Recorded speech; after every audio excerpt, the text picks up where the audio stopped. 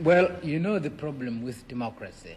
I don't think there is any country in the world which does not call itself democratic. All countries in the world call themselves democratic. It's a matter, first, of definition, I think mainly of definition and of what we regard to be the essentials of democracy. We certainly ourselves regard ourselves as democratic.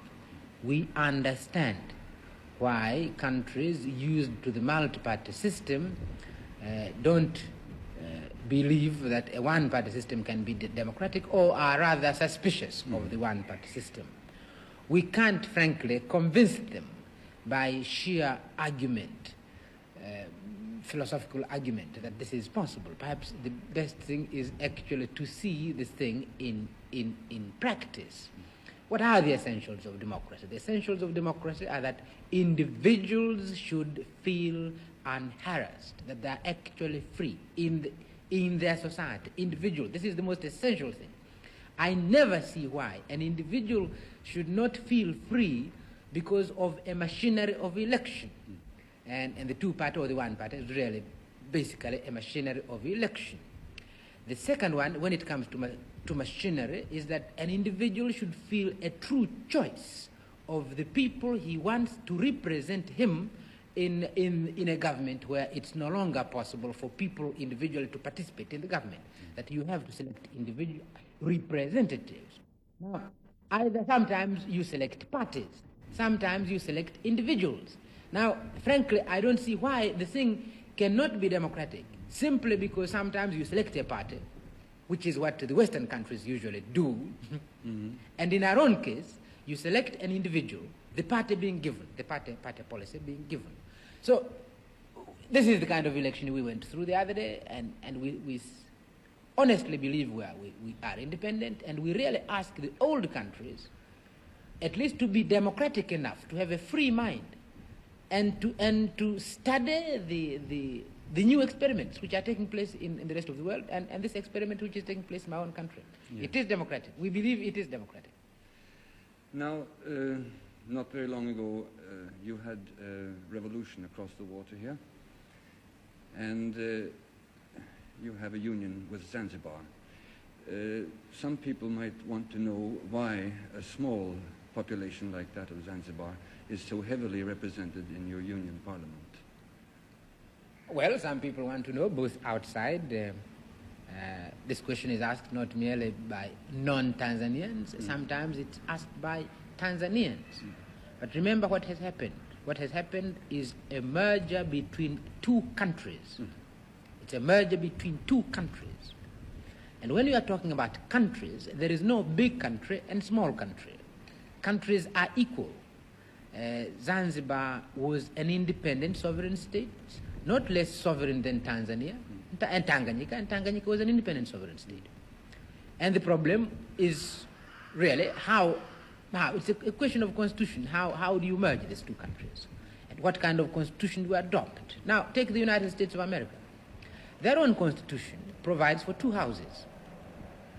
In one house, what is represented there are the states, and they're treated as equal. There's no big one, there's no small one. All of them are represented in the Senate by an equal number of people. Then you have the House of Representatives, where then you base it on population. We don't have two systems. But obviously, just as in the United States, you must take into consideration that the mergers are states, and states must be equal. Even in our own case, although we rejected a two-house system, you can't forget that in their stateness, Tanganyika and Zanzibar are equals. Now, you recently attended the OAU conference in Accra. What is your opinion now about the status of African unity? That's one part of the question, and the second one is, how about unity here in East Africa? Why don't we hear any more about the East African Federation? May I answer first?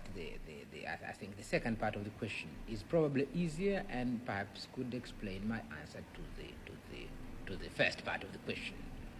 I'm a great believer in unity.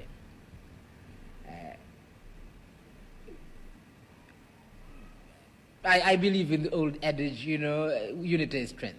I mean, this is truly, it is strength. And the human race would be much stronger if we were united. Would get rid of a lot of problems in the world if we could be united. And therefore, the human race must move towards unity. And continents like mine, a country like Tanzania must move towards greater unity, continents must move towards greater unity, and the human race must move towards unity. But the difficulties. And the difficulties are not philosophical. The difficulties are merely political. It is one of those funny things in history that a state represents nothing. It's sometimes accident of history. But once it is there, it has more power sometimes than religion, than philosophy, than all sorts of things. And people become extremely, while they accept philosophically we must be united, once you have these lines on a map and you have created the thing you call the nation, it's a big problem. So Africa has, in a sense, missed the first opportunity, and this is the thing I said in East Africa, that in East Africa we should have become united before we became independent, before we became separate states. We should have done that. I did advocate that in 1960. I did even go as far as saying, realizing this, I went as far as saying Tanganyika must delay her independence, or ought to delay her independence, so that we all become united, and then we take our independence. Well, this did not happen. The reasons I understand, but I felt it was a great pity that we did not become united before we became independent. Hence now the difficulties. We now become separately independent, and as a result, since we are sovereign states, it's extremely difficult. Mm-hmm. And for the time being, quite frankly, we must forget the possibility of a political merger in East Africa. Things like economic cooperation, this we are maintaining with great difficulty, but I think we'll maintain. Now, this is true of Africa. If it is true on a small scale like East Africa, where we have a common language, Swahili and English, common traditions of government, because all of us have been under British rule, we have common services, we have no railways, all railways are East Africans, and all East African railways, and all sorts of things, common currency and all sorts of things running together. If this is difficult, obviously it's going to be much more difficult on the continental basis. And this is the context in which people must view the unity that is taking place in Africa, the movement towards unity in Africa. This is the way you've got to assess the importance of the OAU, not from the ideal of unity, but from the difficulties of moving towards there. And if you do accept this, then the organization of African unity is extremely significant, because here you are. I mean, it's the one continent where you find this. Young, feeling very much about their sovereignty, but still we meet, and we give and take. And there we are. So I'm very hopeful myself. I'm realistic enough to feel that our road to unity is going to be long, patient. Mm-hmm. But I am again feeling that given these difficulties, the OAU is a small miracle.